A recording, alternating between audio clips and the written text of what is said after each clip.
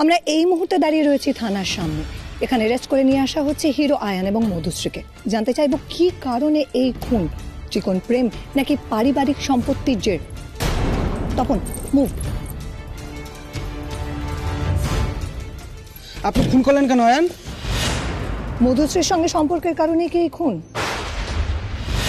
উত্তর দিন। সবাই জিজ্ঞাসা করছে কেন খুন করলেন বিনায়ক রায়কে। এই খুনে আপনারা দুজনই যুক্ত। তবে কি আপনাদের মধ্যে কোনো সম্পর্ক রয়েছে? বিনায়ক রায়কে জেনে ফেলেছিলেন? কেন খুন করলেন বলুন, কেন খুন করলেন? লিসেন, আমি প্রথম থেকে বলে আসছি আমরা কিচ্ছু করিনি। দেখুন, আমার যদি ফাঁসিও হয়ে যায় আমি কিন্তু তবুও বলবো যে আমরা খুন করিনি। We didn't do it. এই আস্তে আস্তে আস্তে। গোপাল, আপনি ওনাকে নিয়ে আসুন। আপনি ওখানে আসুন, আসুন আসুন আসুন শিগগির। তপন, খ্যাতনামা পরিচালক বিনায়ক রায়ের খুনের রহস্যের উন্মোচন হতে চলেছে। আমরাই কিন্তু প্রথম বলেছিলাম এটা সুইসাইড নয়, খুন। পাণ্ডব গোয়েন্দা এই সূত্র ধরিয়ে দিয়েছিল। তারা অসাধ্য সাধন করেছে। পরিচালক বিনায়ক রায় খুনের অভিযুক্ত অভিনেতা আয়ান মিত্র এবং বিনায়ক রায়কে স্ত্রী মধুশ্রী রায়কে গ্রেপ্তার করা হয়েছে। তবে রহস্য এখনো অধরা রয়ে গেছে। কেন তারা এই খুন করলেন, পুরনো সম্পর্ক ফিরে এসেছে, এই খবরটা কি জেনে ফেলেছিলেন বিনায়ক রায়? ত্রিকোণ প্রেমের জেরেই কি এই খুন? বিচ্ছু, তুই আর কোনো হিরোর ফ্যান হোস না। হ্যাঁ, ছোটবেলায় কোন একটা ক্রিকেটারকে নিয়ে মাতামাতি করলো, তারপরে আমার পকেট মানি খরচা করিয়ে তার জন্য জিনিস কেনানো, মানে পোস্টার। তারপরে সে গিয়ে ওই বেটিং ফেটিং লড়ে আর কি সব ফালতু কেসে জেলে গেল। এখন এই হিরো আয়ান খুন ফুন করে একেবারে। বিলুদা, এটা কিন্তু একদম ভালো হচ্ছে না, কিন্তু বলে দিচ্ছি আমি। এই দোস্ত, তোরা কি সব বিষয় নিয়ে ঝামেলা করিস বলতো? ওদিকে কাকু যে কালকে রাতেবেলা বিরিয়ানিটা নিয়ে এলো, সেটা তো আমার এখনো টেস্টই করা হলো না। যাই হোক, এখন দুপুরবেলায় জমিয়ে খাবো কিন্তু। ওই বিরিয়ানি আর তোদের খেতে হবে না। কালকে কাকু যাওয়ার সময় বলে গেছে তোরা কখন ফিরবি ঠিক নেই, তাই আমরা খানিকটা খেয়ে নিয়েছি আর শিবানীদের বাড়িতে বাকিটা। শোন না, ওই বাড়িতে গেলে কাকু তোদের ফ্রেশ ট্রিট দেবে। আচ্ছা সে নয়, ঠিক আছে, কিন্তু এখন আমরা খাবো কি? আরে বাবা, তোরা তো সারাটা রাত ঘুমোস নি। আমি ডিম সেদ্ধ আলু সেদ্ধ ভাত বসিয়ে দিচ্ছি, তোরা খেয়ে দে, ঘুমিয়ে পড়ে এখানে। আমার কিন্তু একটা শর্ত আছে, মানে আমি অর্ধেক ভাত ঘি দিয়ে আর অর্ধেকটা বাটার দিয়ে খাবো। কি হলো বাবুদা, এত বড় একটা কেস সলভ করে মুখে কোনো আনন্দ নেই?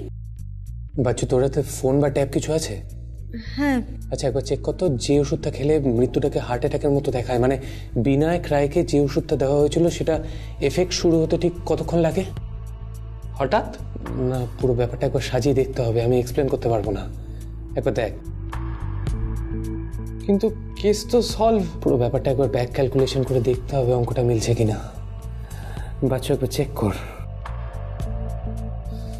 রাত 2:30টার সময় পার্টি শেষ, রাত 3টে আয়ান ঘরের ভেতরে, ভোর 4:10 আয়ানের গাড়ি বাইরে, ভোর 4:12 মধুশ্রী দেবী ভেতরে। ও মাই গড, কি হয়েছে? আমি নেটে দিশার একটা অনেক পুরনো ইন্টারভিউ পেলাম, দেখো কি বলছে। দিশার পুরনো ইন্টারভিউ? তাহলে বলছেন ইন্ডাস্ট্রিতে নেপোটিজম, কাস্টিং কাউচ পলিটিক্স আছে? হ্যাঁ, অবশ্যই আছে। আমাকে ব্রেক পাওয়ার জন্য তার শিকার হতে হয়েছিল। কে সে? নামটা বলবেন না? না, নাম বলবো না। দেখুন, ইন্ডাস্ট্রিতে নেপোটিজম চলেই আসে। আমার ইন্ডাস্ট্রিতে কোনো বাবা কাকা ছিল না। আমি জানতাম আমি পারবো, আমার নিজেকে প্রমাণ করার ছিল, আর আমি সেটা পেরেওছি। কিন্তু অনেকেই সেটা পারে না। এই কাউচ পলিটিক্সের শিকার অনেক মেয়েরাই হয়, আবার হারিয়েও যায়। আরে ওকে তো ব্রেকটা বিনায়ক রায় দিয়েছিল, কিন্তু সেদিন তো কিছু বললো না। তার মানে দিশারও বিনায়ক রায়ের প্রতি আক্রোশ ছিল। বাবু, আমি দেখছি।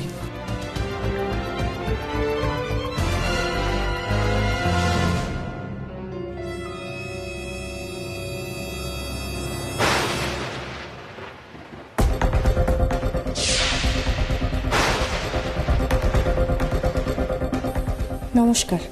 হ্যাঁ নমস্কার, বলুন। বাবলু আছে? হ্যাঁ আছে, কিন্তু আপনি? আমি কি ভেতরে আসতে পারি? কি হলো? কথা শুনে তো মানুষ বলেই মনে হচ্ছে, কিন্তু কে বুঝতে পারছি না।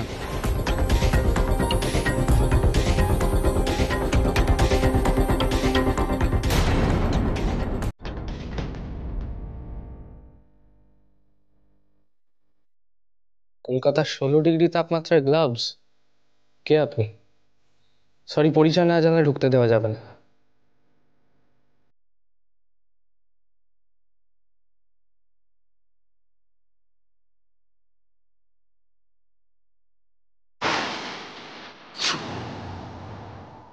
আমি দিশা।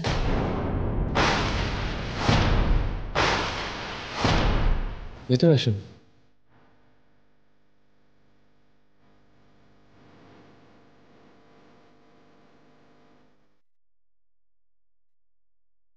অসময়ে এসে তোমাদেরকে বিরক্ত করে নিলে? না না, নো প্রবলেম। আপনাকে অসময়ে আসতে হতো। বসুন না। আসো, একটু জল পাওয়া যাবে? হ্যাঁ হ্যাঁ, 1 মিনিট।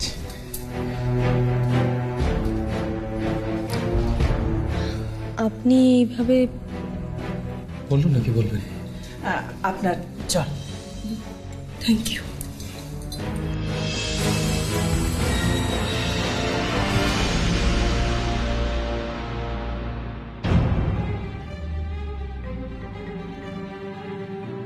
আসলে অনেকটা দেরি হয়ে গেল বোধহয়।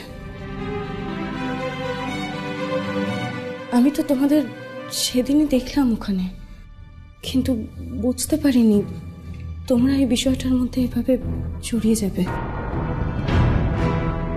আমি না আসলে আজকে একটা কথা বলতে এসেছি। জানি না তোমরা বিশ্বাস করবে কি করবে না, কিন্তু তাও বলবো। আয়ান না খুনটা করেনি।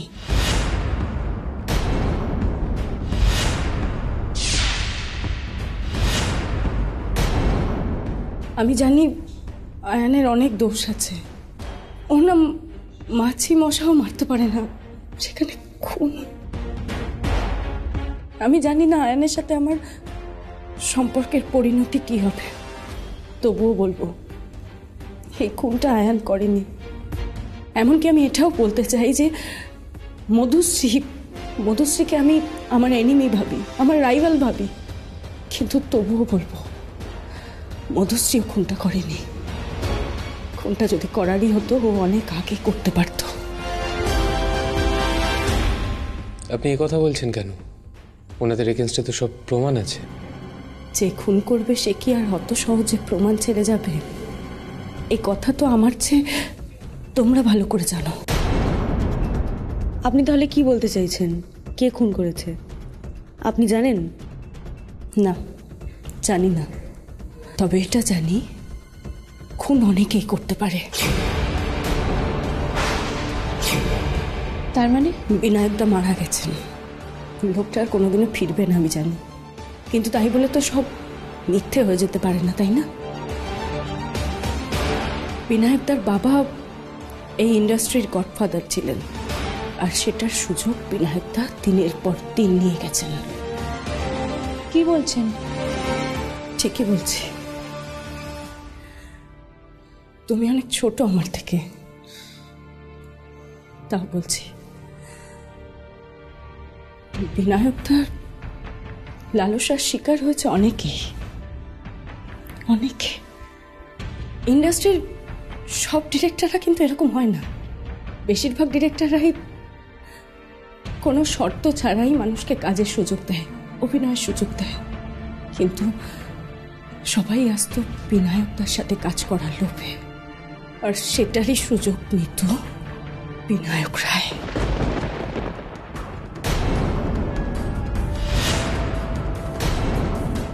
আপনি তোমরা আমার ছোট ভাই বোনের মতো, সত্যিটা বলতে আপত্তি নেই। হ্যাঁ, আমি সেদিন স্বীকার করিনি, কিন্তু আজ করছি। হ্যাঁ, আমি। দিশা, ভয় পেয়ে গেলে নাকি? কিরম গুটি শুটি মেরে বসে আছো? আমার কিন্তু এরকম ভালো লাগে না। দেখো, তুমি আমার সাথে ছবি করবে, আমি তোমায় চিনি না, জানি না, কিন্তু একটা ছবি করা মানে কিন্তু বেশ কয়েক মাসের একটা ইন্টারাকশন। তাই তার আগে একে অপরকে জেনে নিলাম, বুঝে নিলাম, একটু ফ্রি হয়ে গেলাম, সেটা কিন্তু খুব দরকারি। আর আমি যে তোমার সুযোগ দিলাম, তার বিনিময়ে আমি কি পাবো? চাপ নিও না, চাপ নিও না। কি এমন ঘটবে বলো, কি এমন ঘটবে? আমরা ধরে নাও আমরা কিছুটা কোয়ালিটি টাইম একসাথে কাটাবো। আমি তোমায় সুযোগ দেব আর তুমি আমায় আনন্দ দেবে। Simple give and take policy, একটা বার্টার সিস্টেম। শোনো, একটা ছবি করেই ফুরিয়ে যাবে নাকি অনেক দূর অব্দি যাবে? ভয় পাচ্ছ কেন তুমি? ভয় পাচ্ছ কেন তুমি? আমিও সেটাকে সুযোগ হিসেবেই কাজে লাগিয়েছিলাম, কারণ আমার কোনো ব্যাকগ্রাউন্ড ছিল না। আমি নিজে দুর্গাপুর থেকে এসেছিলাম এখানে পড়াশোনা করতে, আর দিশেহারা হয়ে তখন কাজ খুঁজছি, একটা ব্রেক চাই, বড় ব্রেক চাই। বিনায়কদার সাথে আলাপ হলো, তারপর বিনায়কদাও সেই সুযোগের সদ্ব্যবহার করলো। আমি জানি তোমাদের মনে এখন একটাই প্রশ্ন আসছে, বিনায়কদা দিনের পর দিন সুযোগ নিয়ে গেল, আমি বা কেন দিলাম?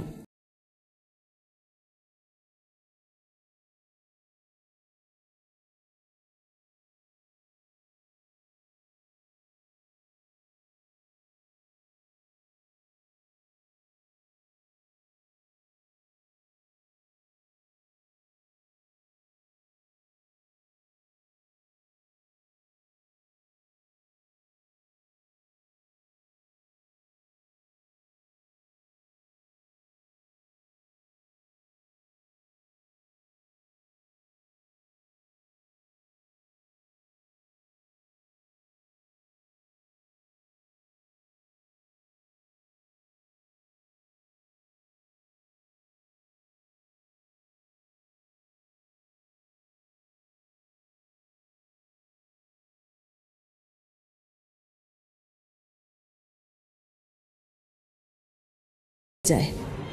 আর বিনায়কদার বাবা মানে সিদ্ধেশ্বর রায়ের বন্ধু যে মধুশ্রীর বাবা ছিলেন সেটা বিনায়কদা জানতেন না। তারপর ওদের বিয়ে হয়ে যায়। বিয়ে হয়ে যাওয়ার পর দিনের পর দিন অত্যাচার করতে থাকে মেয়েটাকে। মধুশ্রীকে বাড়ি থেকে বেরোতে দিত না, কোথাও যেতে দিত না, কাজ বন্ধ হয়ে যায় মেয়েটার। তারপর বিনায়কদার বাবা মানে সিদ্ধেশ্বর রায় মারা যান, আর তারপর ইন্ডাস্ট্রি থেকে ওনার কাজই বন্ধ হয়ে যায়।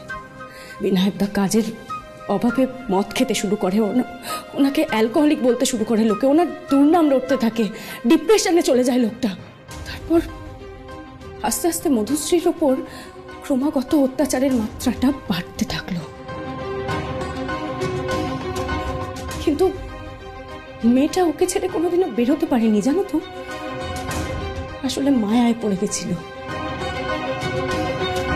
তবে বিনায়কদা এই কাজটা পাওয়ার পর মধুশ্রী আমাকে বলেছিল যে এবার হয়তো ওকে ছেড়ে বেরিয়ে আসতে পারবে। আয়ানের সাথে মধুশ্রীর সম্পর্ক ছিল, কিন্তু এখন ওরা শুধুমাত্র বন্ধু। ওদের সম্পর্কটা শুধুই বন্ধুত্বের। আগে এই কাজটা ওরা করলে আমি হয়তো বিশ্বাস করতাম, কিন্তু এখন ওরা এই কাজটা করেনি। মধুশ্রী দেবীর ফোনে এমন কি ছিল যেটা অত রাতে ওনাকে নিতে যেতে হয়? আর আয়ান এবং মধুশ্রী দেবী পার্টি থেকে একসঙ্গে কেন বেরোলেন? আমি আয়ানের ফোনে অনেক মেসেজ দেখেছি।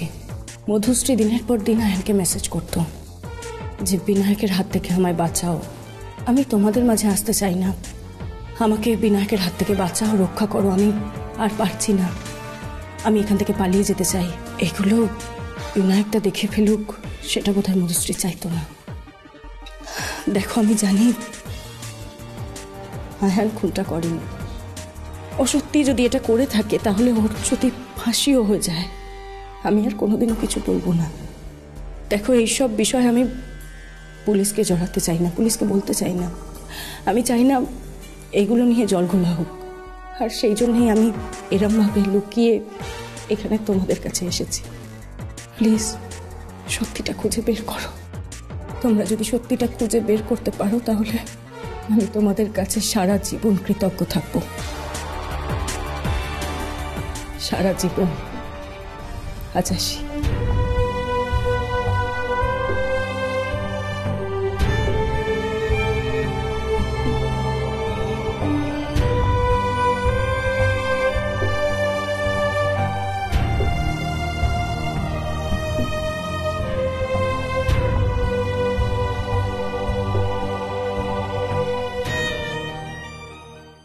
এটাও কি তাহলে অভিনয়? সেদিনের রূপ আর আজকের রূপ একেবারে আলাদা, তাই না? একজন নায়িকা তার প্রেমিক এবং তার প্রাক্তন প্রেমিকার সমর্থনে কথা বলে গেল। বাচ্চু, ওষুধটা কাজ করতে কতক্ষণ লাগে? 5 থেকে 15 মিনিট। শিওর? হ্যাঁ। কেন, কি হয়েছে? হয়ে গেছে, একটা মস্ত বড় ভুল হয়ে গেছে আমাদের। ভুল হয়ে গেছে। ফোনটা দে, লকটা খুলে দে।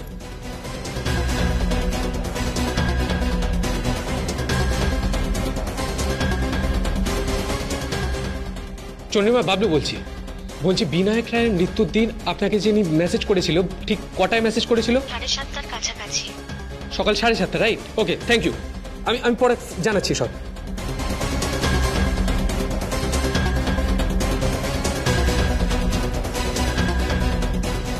ভুল হয়ে গেছে আমাদের, একটা বড় ভুল হয়ে গেছে। আয়ান আর মধুশ্রী দেবী খুনটা করেননি। তুই একটু শান্ত হ। আমাদের কিছু একটা করতে হবে। আমাদের পুলিশকে আটকাতে হবে। পুলিশকে যে করে হোক আটকাতে হবে। আরে বাবুদা, তুই একটু শান্ত হ না। আচ্ছা, তুই আমাকে এটা বলতো যে তুই কি দিশার কথায় বিশ্বাস করলি? না বিলু, দিশার কথায় পুরোপুরি বিশ্বাস করিনি। কিন্তু একবার ভেবে দেখ, তখন বাজে ভোর 4:30, যখন আয়ান আর মধুশ্রী দেবী বাড়ি থেকে সমস্ত কাজ করে বেরিয়ে যায়। যদি 4:30 নাগাদও বিনায়ক রায়কে কোনো উপায়ে মধুশ্রী দেবী ওষুধটা খাইয়ে দিয়ে থাকে, তাহলে বাচ্চুর হিসেব অনুযায়ী যা হওয়ার 4:45 হয়ে যাওয়ার কথা। কিন্তু বিনায়ক রায় 4:45 মারা যায়নি, মৃত্যু হয়েছে তার অনেক পরে। কারণ 7:30টার সময় বিনায়ক রায় চন্দ্রিমাকে মেসেজ করেছিল হিরো চুল ব্লো ড্রাই হয়েছে কিনা। আর পুলক বাবুর সাক্ষ্য অনুযায়ী পুলক বাবু 8টার সময় দরজা ধাক্কা দিয়ে বলেছিলেন যে বিনায়ক রায়ের কোনো সাড়া তিনি পাননি। আপনি সকালবেলা ঠিক কখন দেখলেন? আমি 8টা নাগাদ একবার স্যারের ঘরে গিয়েছিলাম, কারণ শুটিং ছিল। আমার মনে হলো একবার দেখে আসি। নক করলাম, তখনও উনি খুললেন না। তাহলে সেই ক্যালকুলেশন অনুযায়ী মৃত্যুটা হয়েছে 7:30 থেকে 8টার মধ্যে। তখন মধুশ্রী এবং আয়ান ত্রিসীমানায় কেউ নেই। তাহলে খুনটা কে করলো? তার থেকে বড় প্রশ্ন হলো, বন্ধ ঘরের মধ্যে খুনি ঢুকলোই বা কি করে? আর খুনি ঢুকে খুনটা করে বন্ধ ঘর থেকে বেরোলোই বা কি করে? আর সুসাইড নোটটাই বা কখন লিখলো, কেন লিখলো? যদি নিজেই ওষুধটা খেয়ে আত্মহত্যা করে থাকে, যাতে আলাদা করে কষ্ট না হয়। বিলু, যদি সেটাই হয় তাহলে চন্দ্রিমাকে 7:30টার সময় মেসেজ করে দেখলো কেন যে হিরোর উইক ব্লো ড্রাই হয়েছে কিনা? আর স্লিপিং পিলটা হাতে নিয়েই বা শুতে গেল কেন? না বিলু, খুনি অন্য কেউ। আর কে আসল খুনি সেটা জানতে গেলে আগে আয়ান এবং মধুশ্রী দেবীকে বাঁচাতে হবে। খুনি বিনায়ক রায়ের বাড়িতেই আছে, আমি নিশ্চিত।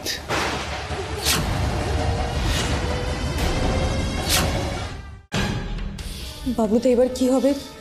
সম্পূর্ণ দোষটাই তো আমাদের ছিল।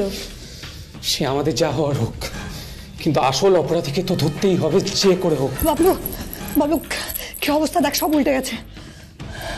মানে মা, তুমি এখানে? টেলিভিশনটা আনমিউট করো তাড়াতাড়ি। হ্যাঁ।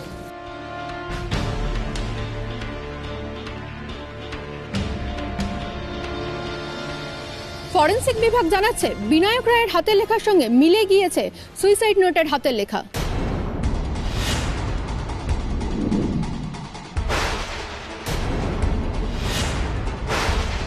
আয়নের মতন একজন সেলিব্রিটিকে খুনের অপবাদ দেওয়া হচ্ছে, কিন্তু রহস্য এবার অন্যদিকে মোড় নিচ্ছে। যদি বিশেষ ওষুধে বিনায়ক রায়ের মৃত্যু হয়ে থাকে, তাহলে সুইসাইড নোটে কি করে মিলল তার হাতের লেখা? জল্পনা কল্পনা তুঙ্গে। আমরাই প্রথম এই খবর আপনাদের সামনে আনলাম। আমাদের পাওয়া খবরে আয়নের বান্ধবী প্রখ্যাত অভিনেত্রী দিশা জামিনের অনুমতি নিয়ে থানার উদ্দেশ্যে রওনা হয়েছেন। রহস্য দানাবাজে জটিল হচ্ছে তদন্ত। আরো চাঞ্চল্যকর খবর জানতে চোখ রাখুন আমাদের চ্যানেলে। দেখেছিস কি অবস্থা? এবার যদি ওরা প্রমাণ করে দেয় যে আয়ান আর মধুশ্রী নির্দোষ, তাহলে তোদের আগেনস্টে মানহানির মামলা করবে। ওই রকম কোটিপতিদের সঙ্গে লড়াই করে কি করে পারবি তোরা? তাহলে মানে কি করণীয় কি আমাদের? এইসব বড় লোকেদের ব্যাপারের মধ্যে তোরা নিজেদের জড়িয়ে ফেললি, এখন কি হবে বাবলু? ওরা কি তোদের সহজে ছাড়বে? সুযোগ পেলেই নাস্তানাবুদ করবে। এই খবরটা আরো ছড়ালে পুলিশ সবার আগে আমাদের থেকে তদন্তের ভারটা কেড়ে নেবে। আমাদের একবার বিনায়ক রায়ের বাড়ি যেতে হবে এক্ষুনি। তোর কি মাথা খারাপ হলো বাবলু? না কাকিমা, সত্যটা আমাদের জানতেই হবে, যে করে হোক। তারপর যা শাস্তি হয় হবে। না না বাবলু, আমি এটা হতে দিতে পারি না। আমি কিছুতেই তোকে যেতে দিতে পারি না। বাবলু, বাচ্চু বাচ্চু তুই বাবলুকে আটকা, ওকে বোঝা প্লিজ। বাবলু দা, বাচ্চু ছেড়ে দে। আমি তোর মা, আমি ওকে চিনি। ওকে এখনো আটকানো যাবে না। যা হয় হবে, দেখা যাক। বাবলু অন্তত সত্যিটা খুঁজে বার করুক।